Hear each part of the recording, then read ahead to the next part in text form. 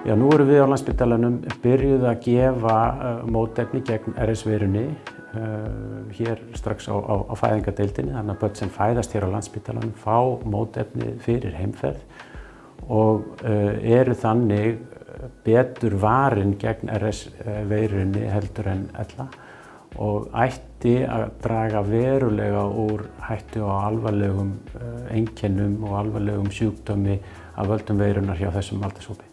Þetta mótefni sem að virkar gegn RS-veirunni er tiltölulega nýtilkomið og við erum að fara af stað með þetta í fyrsta skipti hér á Íslandi.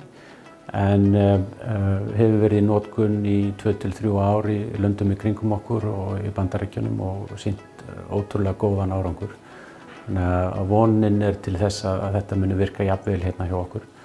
RS-veiran er sem sagt veira sem kemur í faraldrum á hverju einasta ári. Yfirleitt byrjar þetta tímabil í nóvember, desember og teygir sig fram í mars og leggst sérstaklega þungt á ung börn sem eru yngri en 6 mánaða og það er einmitt hópurinn sem er í mestri hættu á að þurfa að leggjast inn á sjúkrahús, þurfa öndunarstuðning með súrefni, þurfa aðstoð með fæðuinntöku, stundum sýklalyfjameðferð og í einstaka tilfellum eru þau svo alvarlega veik að þau þurfa að leggjast inn á gjörgæslu og fara á öndunarvél.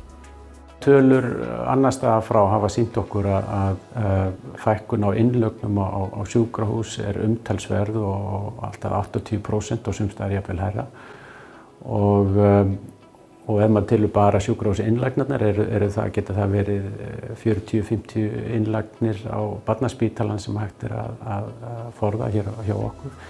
En einnig líka að draga úr byrði sjúkdómsins í samfélaginu þannig að það verða færri börn sem fá mikil einkenni.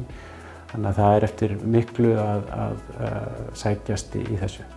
Já, nú er þessi aðgerð á höndum sóttvarnalæknis og hjá landlækni og þar er kynningarefni sem hægt er að finna.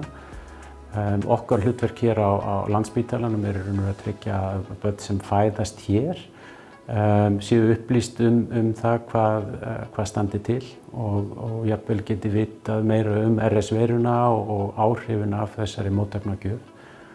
Og við stefnum á að öll börn sem fæðast hér fái mótefnið áður en þau útskrifist af fæðingardeildinni. Og við munum vera til staðar fyrir fólk að svara spurningu sem það kann að hafa.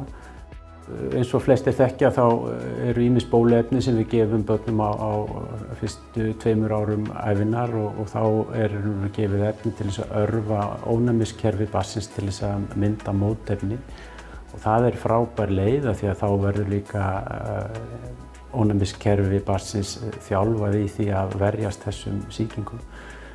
En fyrir RS-veirunni er ekkert slíkt bóluefni til, en hins vegar er hægt að gefa mótefnin sem barnið myndi annars framleiða sjálft. Að það er hægt að gefa þessi mótefni þarna fljótlega eftir fæðinguna.